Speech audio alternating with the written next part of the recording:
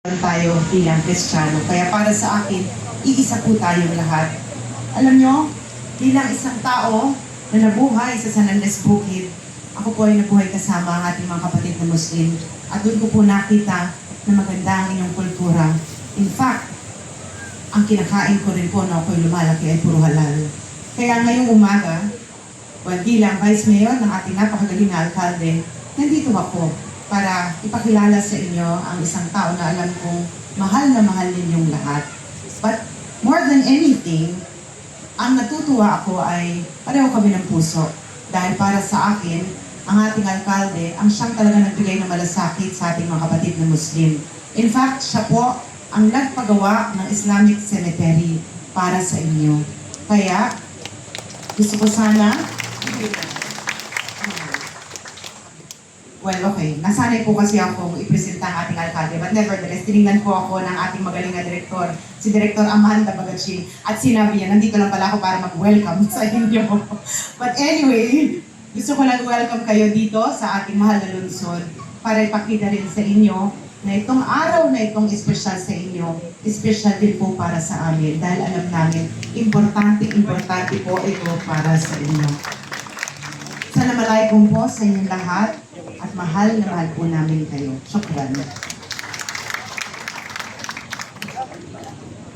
Thank you very much to our Vice Mayor, Che Atienza, for that message. Indeed, we are one, and we're looking forward for the Islamic Cemetery soon. No? Alright, next. Nandiyan na. Okay, so congratulations to everybody. And thank you again to the LGU of the City of Manila, of the DTI.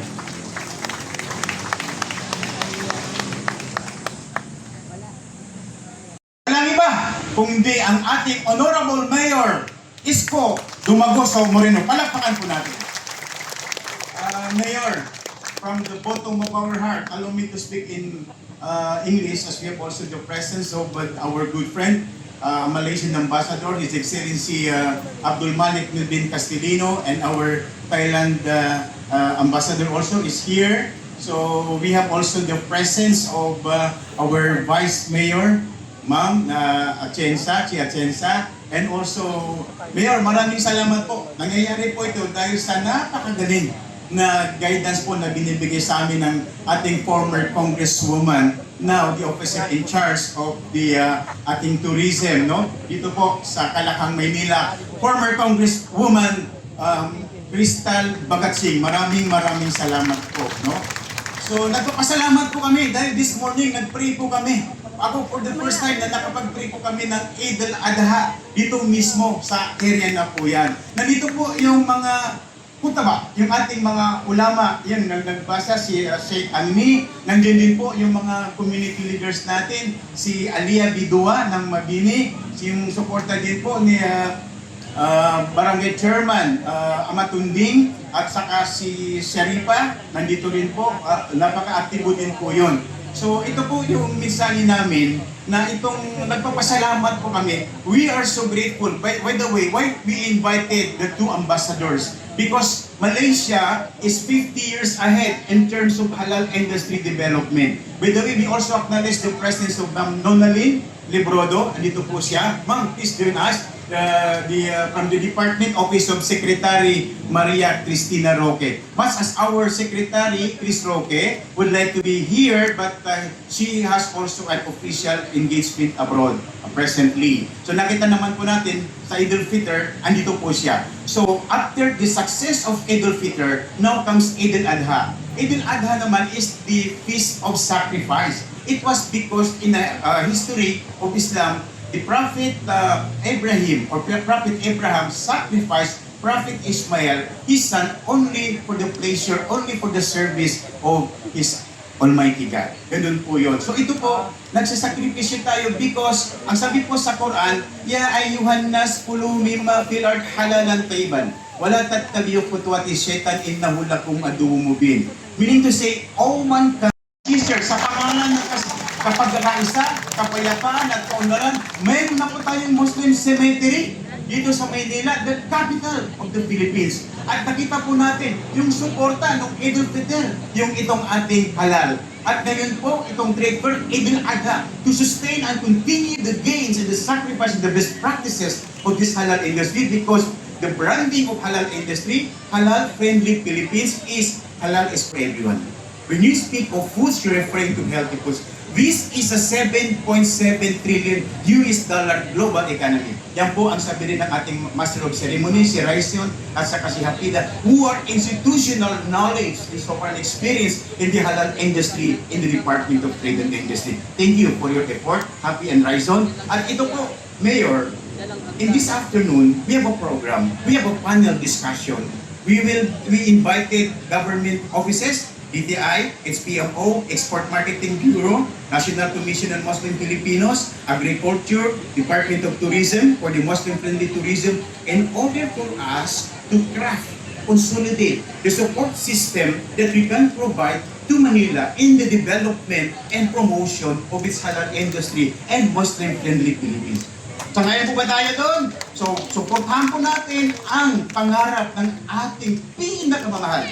Kaya po, mamaya po, Mayor, alayan po namin kayo bilang 2026 Halal Champion of this year. And we will recognize that same is true with Ma'am Vice Mayor Chia Atienza and former Congresswoman Ma'am Crystal Bagatsing. At sunod-sunod po, then ito po sa ating mga view dito, these stores, in so far as the Halal Industry Development and Program Management Office, we were able to facilitate 360 and now 264 newly halal certified products. Kaya po, medyo huli pa yung iba because still be coming from Luzon, Visayas, and Mindanao. And hopefully, marami po, many MSME are willing, interested to participate. So after that po, we will present those products. We will present to the Honorable Mayor what are the programs and the possible action plan that we can support for the establishment of Halal Town, establishment of Halal Center, Industry Development and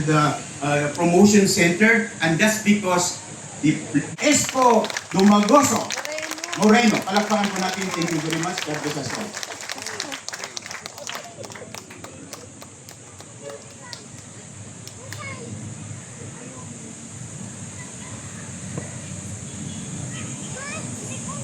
Thank you very much, Director Radia. That was a very passionate remarks, but that's all true. Actually, we all agree, no, how our honorable mayor has been, and of course his vice mayor, Elvin Castillino, ambassador of Malaysia to the Philippines. Sir.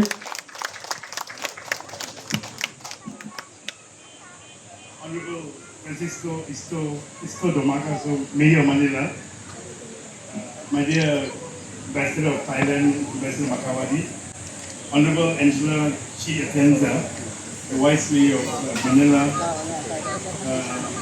former Congresswoman Amanda Cristina Crystal, good friend of mine, of course, the officer in charge for Department of Tourism of Manila, Mr.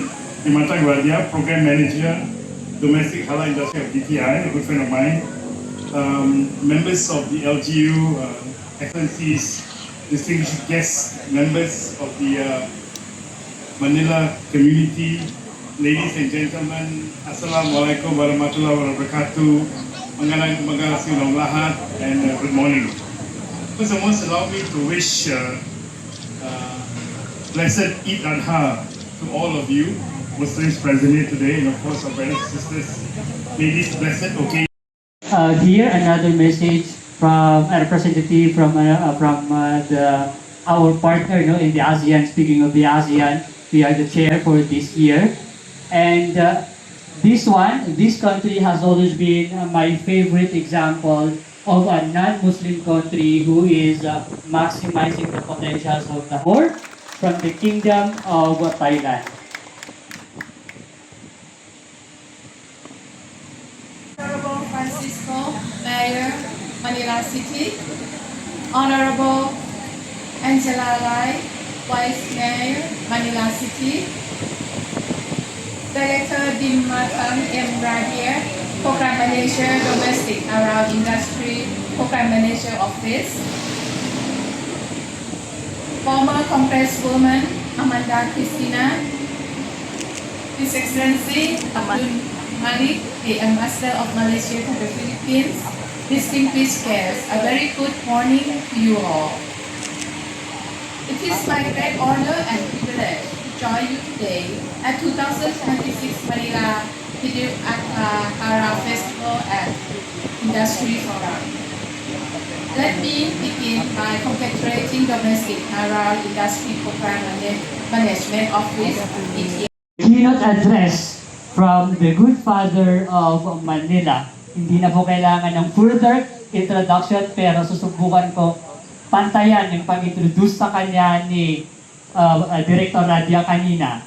The Honorable Mayor Francisco Isko Moreno Dumagoso of the City of Manila. Sir, welcome. Maupo po kayo. Maraming salamat sa ating tagapagpakilala. Good morning! Magandang umaga sa inyong lahat. Ang mga kapatid nating Muslim all over the city and some coming from outside of the city of Manila. Especially to our guests today. Kakatuwang isipin na pati ang mga banyaga na leader ng kanilang representante ng kanilang bansa ay dumadako dito sa ating lungsod sa Kapitolyo ng ating bansa upang makiisa sa ating mga kapatid na Muslim na naninirahan, nag-aaral, namumuhay, naghahanap buhay sa ating minamahal na lungsod. Before I continue, I would like to give special thanks and mention to His Excellency Dato Abdul Malik. Sir, thank you very much. Ambassador of Malaysia to the Philippines. Ito po yung sinabi niya.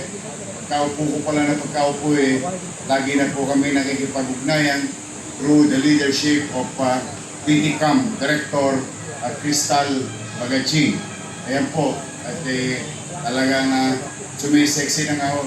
Hindi na nakakatulog dahil araw-araw may activities kami. Kahapon we were very successful receiving, same time engaging the Russian government and its culture and tradition. So today, for our Muslim brothers and sisters naman, on a special day in our celebration of this event. Also, I would like to recognize His Excellency Makawadi Sumitsor, Ma'am, Your Excellency Ambassador of Thailand, Director Dimantang Radia, ang ating kasamahan sa lingkod bayan sa national government ng DTI, at Regional Director di Mapuno, Dato Ramos Jr., National Commission of Muslim Filipinos, kaya matunding ang ating counterpart ng ating lungsod ng Maynila, at mga barangay chairman, naghahanap buhay, mga distinguished guests, sa ating imam. Again, good morning. Kanina po marami nang nabanggit. No? Didiinan ko na lamang yung ilan sa nabanggit. So po, na patuloy kami ng inyong Vice Mayor at mga konsehal na kinikilala at lumilingon sa aming nakaraan at kasaysayan. We would like to emphasize that your city government continue to believe and recognize our history, particularly the city of Manila. That's why during my first term, in our own little way, to give special place for our loved ones. Nalulungkot kasi ako noong ako'y kusyal pa, pag may namamatay na Muslim sa Isla Puting Bato, sa Parola, ako'y kusyal sa District 1. Hirap na hirap yung mga pamilya. Kailangan dali pa sa Mindanao, kailangan dali pa sa Taguig, puno na ang Taguig. galing pa kung saan. And ironically, as you all know, Manila is an Islamic city. That is true and correct. In the beginning, our Ras and Lacans is leading the city in different geography of Manila. And in this case, the Tondo area. And as you go around Tondo, you will continue to be reminded of those ancestors of ours. Lacandula, Rahabago, those are the streets named after sa aming mga ninuno. But through the years, nag-evolve ang mundo at naghalo ang mamamayan na may kanya-kanyang kultura, tradisyon, at paniwala. Kaya napaka-unique ng Maynila. Kasi sa Maynila, welcome lahat, kahit sino, kahit anong reliyon, kultura, at nakaraan. Katulad ng sinabi ni Ambassador, in our own little way, we will continue to make you feel that this is our home. That's why the campaign of the City of Manila, ewan ko kung napapansin ninyo, no? There's a great meaning on it. Manila, my Manila. It's not only my Manila, it is your Manila. It's everyone's Manila. Now you can probably say, that's my Manila. Because I belong here, we belong here, and we are welcome here. Kaya sa mga kapatid natin Muslim, noong unang termino ko, anong unang ipinakita ng lungsod sa inyo bilang paglingon? Katulad ng nabanggit ng mga nagsalita rito. Umanap kami ng espasyo. Napabuti pa, parang heritage park. Yung sa ating itinatag na Islamic Cemetery. Malinis, maayos, disente. At dito pa rin sa loob ng Maynila.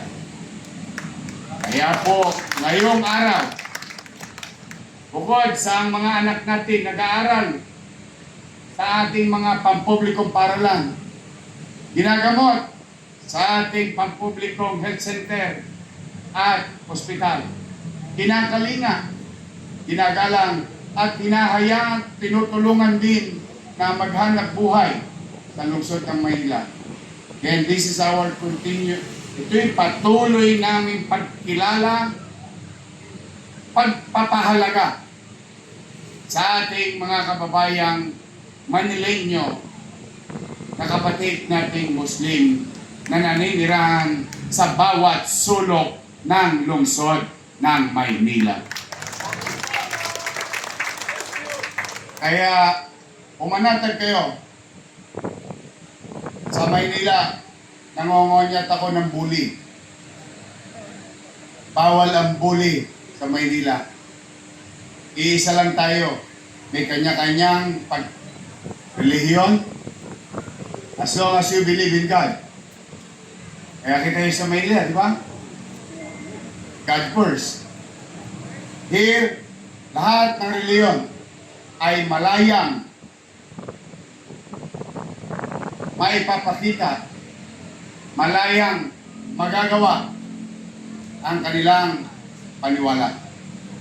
And today's event, it's not only about the food, it's not only about the commerce, it's about showing to everyone and even to the international community the diversity and inclusivity of the city of Manila. Kaya po, sabihin nyo sa kanila lahat, sabihin nyo sa kanila, oy, welcome po kayo sa lungsod ng Maynila. Uli, congratulations, and I would like to give credit to DTI, to DOT, for supporting our fellow Manileños. Truly, the City of Manila is the window of opportunity to everyone. Hangad ko ang katagumpayan ninyo, and let's pray in this very important day to you and to us. Let's pray in our own little way to have the world of a peaceful community, mapayapa, panatag, at maaliwalas na pamumuhay sa lungsod ng Maynila, sa buong bansa, at sa buong mundo. Muli, ito ang inyong lingkod sa maliit naming kaparanan na lagi kaming susuporta at magbibigay pahalaga sa bawat mamamayan ng lungsod ng Maynila. Lalo na ngayong araw na ito sa mga kapatid nating Muslim. Magandang araw, pagpalain nawa kayo ng kong may kapal. Manila! God first. Manila, God first. Thank you very much to our Honorable Mayor Isko Moreno. We would like to request you, sir, to please stay on the stage for our presentation of our humble token of appreciation. We can have the picture po mamaya, but we'd like to request on the stage, Honorable Mayor, Mayor Isko Moreno for the awarding po of our humble of token of appreciation. Requesting on the stage to award the plaque of appreciation, representative from the Office of the Secretary of the DTI, Ms. Nonalyn Lobredo, and together with our program manager here in this event, no, nabubulo na tuloy ako, Director Dimnatang Radia. Allow me to read the citation. The DTI, Republic of the Philippines, the Department of Trade and Industry, Domestic Halal Industry Program Management Office presents the 2026 Halal Champion Award to Honorable Mayor Isko Moreno for his invaluable contribution and unwavering support to the domestic halal industry in the Philippines, given this 27th day of May 2026 at the Cartilla ng Katipunan, Manila City Hall.